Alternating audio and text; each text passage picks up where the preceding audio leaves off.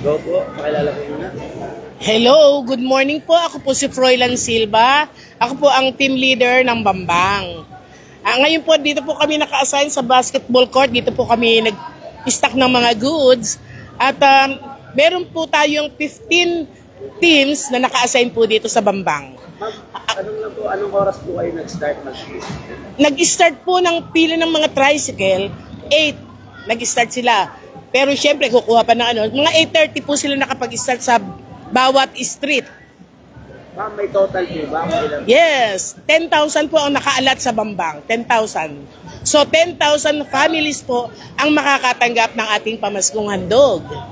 Ma'am, ano po yung magiging process nila para makatanggap sila ng mga? QR pass lang po.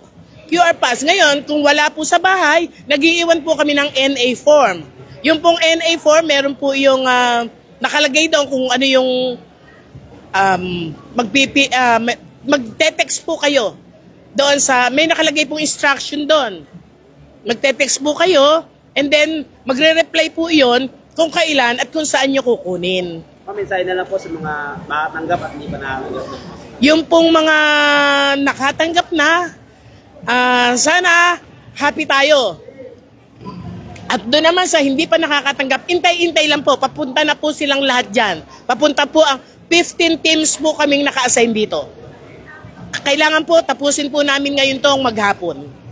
Wala pong maiiwan, walang hindi mabibigyan, basta may family po, per family po ang ano natin dito.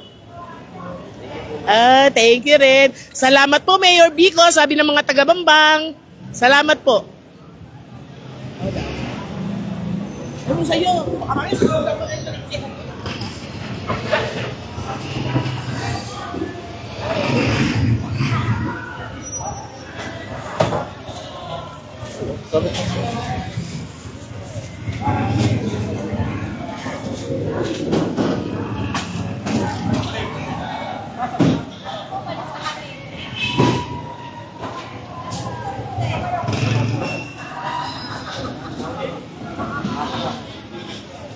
Wait, Tagalog. Okay, so